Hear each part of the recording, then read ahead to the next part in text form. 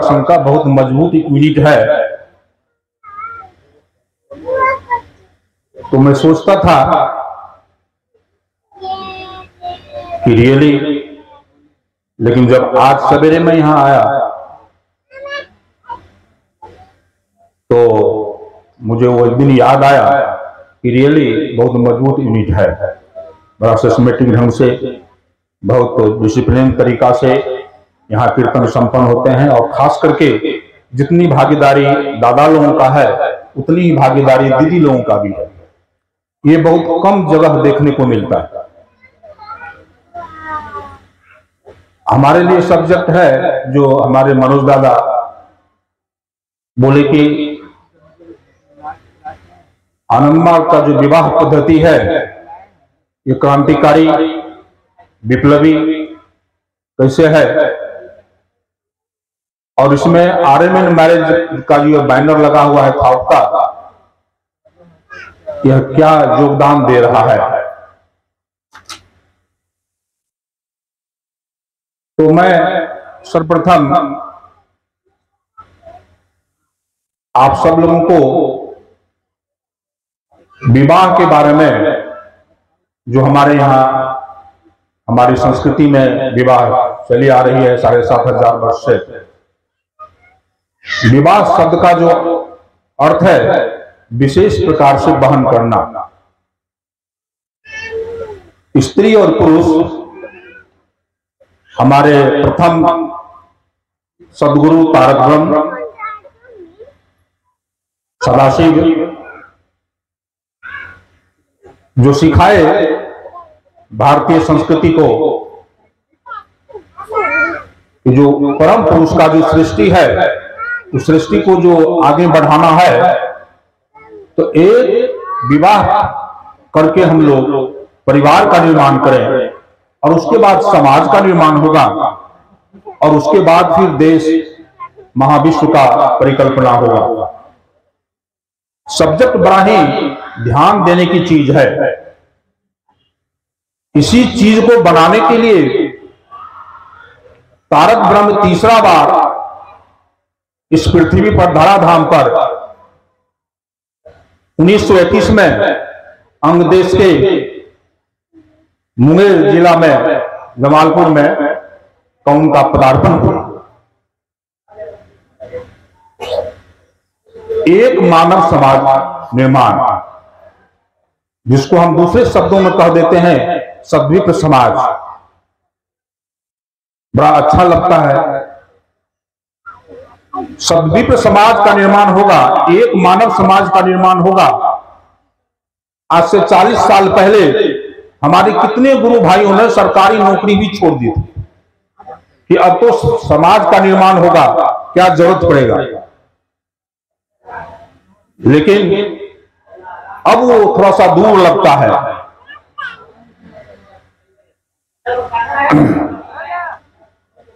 तो इसी संदर्भ में हम बोल देना चाहते हैं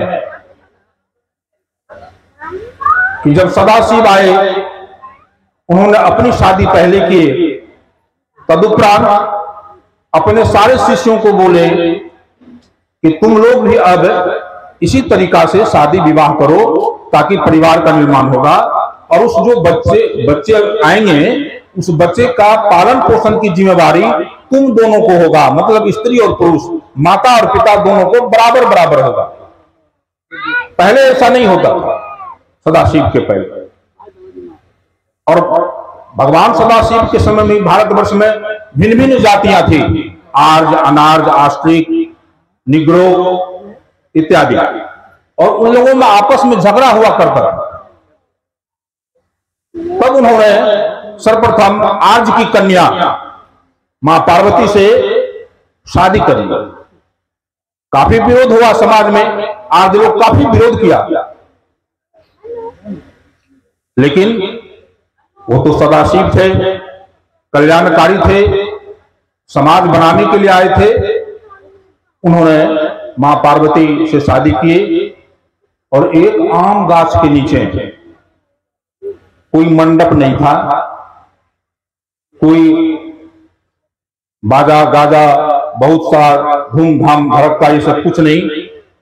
बहुत सिंपल सिटी, और सबको आदेश दिए ऐसे ही शादी करो। फिर काली से शादी किए, फिर गंगा से शादी किए। 3500 वर्ष के बाद जब लॉर्ड कृष्णा आए, उन्होंने भी इस जातिवाद को खत्म करने के लिए, समाज निर्माण के लिए अंतरजातीय विवाह करवाए। उसका भी उदाहरण भरा पड़ा हुआ है, आप सारे लोग जानते हैं। उसी समय एक महायोद्धा, नैतिकवान व्यक्ति हमारे देश में थे, दानवीर कर्ण। ऐसे वो कुंती पुत्र थे, लेकिन जब महाभारत का युद्ध का आरंभ हुआ तो भगवान कृष्ण भी उनके पास गए समझाने कि तुम सूत पुत्र नहीं, तुम कौंते हो, इसलिए तुम पांडव के साथ युद्ध करने के लिए तैयार हो। उन्होंने कहा, केशव, ये बात पहले आप नहीं बताए। आप कह रहे हैं कि भीष्म पितामह जी को भी मालूम था, सबको मालूम था। कितनी बार सूत पुत्र कह करके हमारी तोहनी की गई इस पूरे भारतवर्ष में, और उस दिन भी आप चुप थे। खैर, अब जब आप कह रहे हैं तो मैं मान लेता हूं, लेकिन अब तो दुर्योधन को मैं वचन दे चुका हूं, मैं युद्ध उन्हीं के साथ करूंगा, उन्हीं के पक्ष में रह के करूंगा। युद्ध हुआ, आप सब लोग जानते हैं। लेकिन उसी क्षण, जब अंतिम क्षण था, तो कर्ण कहा, हे केशव, अब जो हुआ वापस आने वाली नहीं है, लेकिन आगे के समय को तो हम ठीक कर ही सकते। आप हमको 2 वचन दीजिए, क्योंकि आपने कहा है अर्जुन को कि जब जब धर्म की ग्लानि होगी तो मैं अपने आप को सृजन करूंगा, मैं आते रहूंगी धर्म की स्थापना के लिए। तो फिर तो कभी होगी? बोले हाँ। तो आप हमारे ही देश में, हमारे ही राज्य में, अंग देश में आएंगे और वर्ण व्यवस्था, जाति व्यवस्था को आप समाप्त करेंगे और एक मानव समाज का निर्माण करेंगे। ये वचन चाहिए केशव।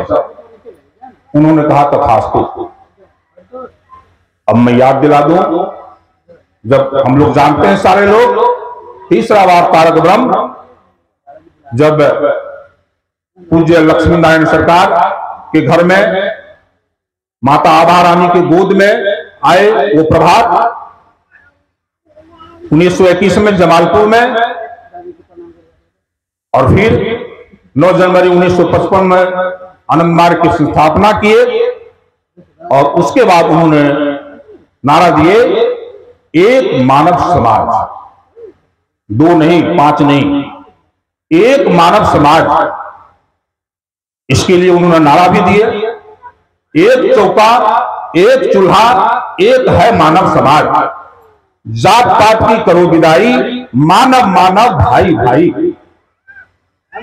और राजनेताओं के लिए, जो राजनीति करते थे हमारे देश में, शासन व्यवस्था में थे, उनको चेताए, उनको सावधान किए, मानव समाज एक और अनिवार्य है, इसे बांटने की कोशिश मत करो। श्री प्रभात रंजन सरकार का ये सावधान किए कि ऐ राजनीतिज्ञों, मानव समाज एक है और अविभाज्य है, इसे तुम बांटने की कोशिश मत करो। अब सोई हुई मानवता जग चुकी है, वही मानव हम लोग यहां इकट्ठे हैं। जैसा कि आपको हमारे मनोज दादा बताए, एक मानव निर्माण में WT और RM, ये 2 की बहुत बड़ी भूमिका है। यही 2 उस बिल्डिंग का पिलर है, मजबूत पिलर, और इस दोनों पिलर को हमें मजबूत करना पड़ेगा। और WT दादा, जो हमारे सन्यासी दादा हैं, सन्यासिनी दीदी हैं, अभी आपको बहुत अच्छी कहानी, अपना अनुभव बताए। विदेश में कितना दिक्कत, आर्थिक समस्याएं, यहां तो साधु लोग किसी के दरवाजे पर चले जाए तो कम से कम भोजन जरूर मिल जाता है, वहां ये सब चीज नहीं है। कितनी समस्याएं आती हैं, लेकिन 6 पुरुष अभी बाबा बताए, बाबा वहां जरूर साथ देते हैं, नहीं तो वहां वर्करों की जिंदगी चलना मुश्किल हो जाएगा जब तक बाबा की छत्र छाया ना रहे तो। लेकिन ये भारतवर्ष है। लेकिन ये आरएम करने वाले जो हैं, जो आरएम हो रहा है, इसका रोल नगण्य होते जा रहा है। आरएम कर तो लेते हैं, लेकिन एक मानव समाज के निर्माण में उसकी भूमिका जो होनी चाहिए वो हो नहीं पाई। जबकि आनंद मार्ग का विवाह पद्धति क्रांतिकारी है, विप्लवी। अब इसको देखिएगा, प्रभुपाद अन्न सूत्रम का 5वां अध्याय का सूत्र है, तीव्र शक्ति संपादन गतिवर्धनम विप्लव। उसके पहले शक्ति संपादन गतिवर्धनम क्रांति। लेकिन विप्लव, इसको विप्लवी विवाह कहा गया है। आप देखेंगे पीछे बैनर पर लिखा हुआ, सदाशिव के समय में जो शादियां हुई थी बिना तिलक दहेज, कोई बाह्य आडंबर, बहुत दिन तक चला बिना बाह्य आडंबर का, सिंपल सिटी। वो शादी बाद में बहुत खर्चीली, तिलक दहेज में परिवर्तित हो गया। जमीन का टुकड़ा किला का किला, बिघा का बिघा तिलक में दिए जाने लगा। ये सारी जब कुरीतियां आई और लोगों ने नारा दिया, समाज बेटी और रोटी जात में जाएगी, बेटी और रोटी सिर्फ जात में जाएगी, जिसको आनंद मार्ग ने विप्लवी ढंग से तोड़ा। यहां आनंद मूर्ति जी ने, आनंद मार्ग प्रचारक संघ ने कहा कि नहीं, जितने भी हमारे आनंद मार्ग के बच्चे बच्चियां हैं वह इंटरकास्ट मैरिज ही करेंगे और उसी को मेरे मार्ग गुरुदेव आनंद मूर्ति जी आशीर्वाद देंगे, दूसरे शादी वाले को नहीं। और बाबा बताए कि जिस विवाह में तिलक दहेज का आदान प्रदान हुआ है किसी भी पक्ष से, वहां तुम लोग जाओगे भी तो भोजन नहीं करोगे, पानी नहीं पियोगे। ये कितना कड़ा संदेश है, इसको मेंटेन रखना है अभी भी। ठीक है, हमारी बहन की बेटी की शादी है, वो आनंद मार्गी नहीं है, वो जात में शादी कर रहे हैं, हम उनके रिलेटिव होने के नाते जाएंगे, लेकिन याद रखना होगा गुरु की बात, भोजन नहीं करेगा। पता चलेगा उनको कि हमारे जो ये रिलेटिव आए हैं श्री नारायण जी, आए तो जरूर, लेकिन भोजन इसलिए नहीं किया कि हमने तिलक दिया है या तिलक लिया है। उसके मानस पटल पर एक छाप छूटेंगे, साइकोलॉजिकल, मानसिक रूप से। इसलिए हम सारे आनंद मार्गियों का दायित्व है, क्योंकि हम लोगों के रिलेटिव तो है ही और सारे लोग मार्गी नहीं है। वहां जाएंगे तो गुरु के इस आदेश को पालन करे अक्षरशः, क्योंकि गुरु के विरोध में तो जाना ही नहीं। भक्त वही है जो गुरु के अनुसार चले, गुरु को सदा सर्वदा खुश रखे, भक्त वही कहलाएगा। गुरु की कृपा उन्हीं के ऊपर। तो इसीलिए विप्लवी विवाह जो है आनंद मार्ग का, बिल्कुल तिलक दहेज नहीं, जाति व्यवस्थाएं खत्म करना है। और एक बहुत बड़ी बात है, कन्यादान यहां नहीं है। ये विप्लवी विवाह का लक्षण है, कन्यादान। किसी भी तरह की मूर्ति पूजा। आपको एक उदाहरण हम दे देते हैं। बाबा एक बार बोले, जब जर्मनी का दीवार टूटा, उसका रिपोर्टिंग आया, तो बाबा बोले कि तुम यही न कहना चाहते हो कि बाबा आप बोले थे कि जर्मनी का दीवार टूट जाएगा, तो वो टूट गया और पेपर में निकला है। जी बाबा देखो, मैं जो जो बोला हूं वह सब हो के रहेगा। तो क्या आप लोगों को ये नहीं लगता है एक मानव समाज बन के रहेगा? बोले हाँ या ना? कुछ ही लोगों का हाथ उठ रहा है अभी भी। बातों पर लोगों के पास एक्साइटमेंट रहना चाहिए, जोश रहना चाहिए। तो इसीलिए ये एक मानव समाज का निर्माण होकर रहेगा, क्योंकि इसको हम लोग एकदम जो है तीव्र गति से इस पर ईंट पट लगाने की जरूरत नहीं है, थोड़ा समझौता करने की जरूरत नहीं है। जो नहीं करना है वो नहीं करना, तिलक दहेज आदान प्रदान नहीं होगा, कास्ट में शादी नहीं होगी तो नहीं होगी। आनंद मूर्ति जी के शिष्य हैं, क्लियर। और ये इसी तरह से ये विप्लवी, कोई अंधविश्वास नहीं, कोई दान दहेज नहीं, कन्यादान नहीं। आप देखिए आनंद मार्ग के बाहर इसी छत्तीसगढ़ में एक आईएएस लड़की की शादी हो रही थी, वो आनंद मार्गी नहीं, वो आनंद मार्गी नहीं है। परंतु जब उसके पिताजी कमिश्नर थे, वो कन्यादान के लिए पगड़ी बांधे और कन्यादान कर रहे थे, वो आईएएस बेटी ने कहा कन्या रुक जाइए पिताजी, कन्यादान नहीं होगा, कन्यादान करने से महिलाओं का शोषण होता है। हम क्या वस्तु हैं? हम आपके घर का सोना चांदी हैं जो आप हमको दान कर रहे हैं। दान का मतलब है जो दान करके फिर वापस नहीं आएगा, कभी नहीं आएगा। तो मैं आपके यहां कभी नहीं आएंगे, आपके दिल का हम जिगर का टुकड़ा है। पढ़े लिखे थे कमिश्नर साहब, बोले बात तो सही बोल रही, और कन्यादान नहीं हुआ। तो जो हम कहे हैं वो सच होगा, ये बाबा का शब्द है, याद रखेंगे आप लोग।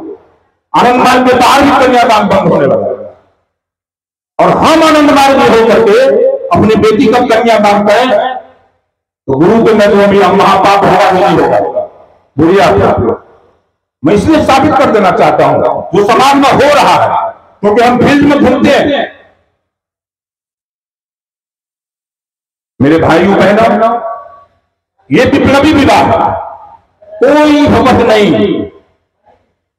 गुरु के राह पर चलने में अगर मेरे परिवार के लोग भी बाधा आए तो मैं उसको बाएं दाएं करके निकल जाऊंगा। ये संकल्प के साथ गुरु के साथ मिलना है। मुक्त मुक्ति तो बाबा बोलते थे मेरे पॉकेट का चीज है जी, परम पुरुष का, इधर से निकालेंगे उधर दे देंगे। मेरी आज्ञा का पालन करो, जो हम कहते हैं वही करो, जो हम नहीं कहते हैं वो हम नहीं करो। ये विप्लवी विराग। अब इसमें ये आरएमएन मैरिज थॉट का क्या योगदान है, मैं आपको थोड़ा बहुत शब्द में बता देना चाहता हूं। क्या हुआ, तीव्र गति कैसे आया, बताया आपको मनोज दादा। 1987 में आनंद नगर में जो बाबा का आदेश रूम है बड़ा, बाबा क्वार्टर में पूरा हॉल खचाखच भरा हुआ था। वहां हवा को रहने का जगह नहीं था। बाबा बैठे हुए थे, बगल में उनका जीएस और बगल में सर पीए, दोनों आदमी खड़े थे, और बाबा सेक्रीफाइस पर बोलना चालू किए।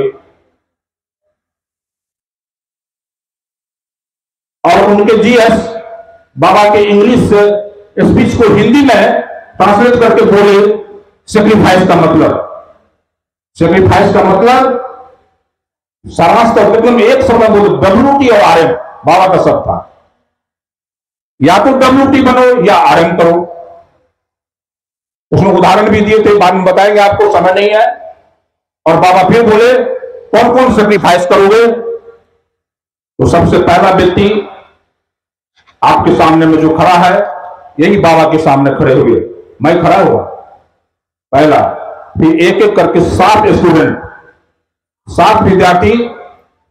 उस वक्त ये बिहार में था, झारखंड भी, बिहार से 4 लड़का, एक कर्नाटक से, एक उड़ीसा से, एक पश्चिम बंगाल से। और दाएं साइड में हम थे। हमको बाबा बोले व्हाट योर नेम? मैंने बताया कि शिव नारायण।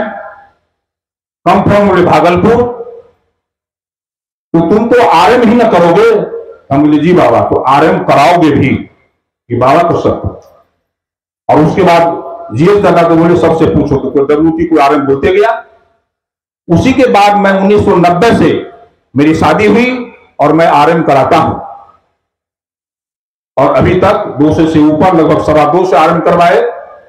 उसी बीच पिछले 2021 में एक व्हाट्सएप ग्रुप बना, जो आप ही के मेदिनीनगर के लाल मनोज प्रतिष्ठ जी बनाए हुए थे, और हमको किसी ने कहा, हमको भेजा और उसमें हमको डाल दिए। इस प्रकार से वो आरएम मैरिज थाउट काम करना, उसमें टीम बन गई। अब टीम जब बनी, working committee, core committee, advisory committee, जिसमें सभी ग्रुप के लोग हैं, सभी ग्रुप के दरूती दादा है। वहां कोई जो इज्म चल रहा है अभी हम लोगों में, ये सब नहीं है। वहां एक मानव समाज का भावधारा है, हम एक हैं। उस दिन से इसमें तीव्रता आ गई, वही विप्लवी बात हो गई। तीव्र गतिवर्धनम, तीव्र शक्ति संपादन गतिवर्धनम हो गया। और परिणाम यह हुआ कि 2021 के अक्टूबर में पटना में 18 इंटरकास्ट मैरिज 20 दिन के अंदर संपन्न हुआ। आप सोचिए, ये आरएम मैरिज थाउट का योगदान जो आप ही के पलामू में बना। और एक और बात बता देते हैं, हम इतना दिन से काम कर रहे थे, बंगाल के लोग बिहार उत्तर प्रदेश में शादी नहीं करना चाहते, यहां का लोग वहां शादी करना नहीं चाहते, कश्मीर का लोग बिहार में शादी करना नहीं चाहते, यहां तक कि मध्य प्रदेश का लोग भी बिहार झारखंड में शादी करना नहीं चाहते। इस मिथक को ये आरएम मैरिज थाउट ने तोड़ा। हम लोगों ने कहा, बाबा का है एक मानव समाज का निर्माण। अब एक बात और आपको गुरु से बता देते हैं। अभी हम लोग चलते हैं मिथिला की संस्कृति, अंगिका की संस्कृति, मगध की संस्कृति, और भी जगह का संस्कृति। पूरे भारतवर्ष में 44-50 संस्कृति है। लेकिन मैं अपना व्यक्तिगत अनुभव के साथ कहना चाहता हूं, पूरे विश्व के आनंद मार्गियों का एक ही संस्कृति है, पूरे विश्व के आनंद मार्गियों का एक ही कल्चर है जो बाबा बनाना चाहते। गुड मॉर्निंग से गुड नाइट, पंचजन से शुरू होता है, गुरु सदा से, और आसन, प्राणायाम, साधना, फास्टिंग, शादी विवाह की एक पद्धति पूरे विश्व में। विदेश की लड़कियां भी साड़ी पहन के शादी करती, वो भी सिंदूर ले लेती है, जबकि वहां चलन नहीं है। इसलिए यहां बिहार में क्या मिथिला कल्चर अलग और भोजपुरी कल्चर अलग, ये तो सब एक ही है। ये बाबा बनाना चाहते हैं। तो आरएम मैरिज थाउट का ये इसमें बहुत बड़ा रोल है। अभी ये 15-20 दिन के अंदर बंगाल और हिंदी भाषी क्षेत्र में हमने 5-6 शादी को सेटल कराया। और ये आरएम मैरिज थाउट बिहार, झारखंड, यूपी, हिमाचल, जम्मू कश्मीर, मध्य प्रदेश, छत्तीसगढ़, महाराष्ट्र, अब तो पश्चिम बंगाल भी, आसाम भी, इस सब जगहों पर काफी तेजी से काम कर रहा है। और ये आनंद मार्ग की विप्लवी विवाह को आगे बढ़ाने में अपना बहुत बड़ा योगदान दे रहा है। इसीलिए आप सब लोगों से मेरा फिर निवेदन रहेगा कि आप यहां लगा हुआ है बैनर, इसमें जो भी व्हाट्सएप नंबर है, नंबर आप लोग नोट रखें। और जो भी आपके यहाँ बच्चे और बच्चियां शादी के लायक हो गए हैं, आप अपना बायोडाटा और फोटो वहां सेंड करें, मैं आपको मदद करूंगा। और एक बात और बता देना चाहते हैं, सिर्फ इतना ही नहीं कि शादी करवा देते, शादी करवाने के बाद भी आरएम मैरिज थाउट जो ओथ होता है सबके लिए कि इस नव दंपति की शायद सभी तरह के विकास में हम लोग योगदान करेंगे, हम लोग तत्पर रहते हैं। उसके बाद भी कोई प्रॉब्लम आता है मैरिज में तो हम लोग तैयार रहते हैं और उसको सॉल्व करते हैं। परम पिता बाबा की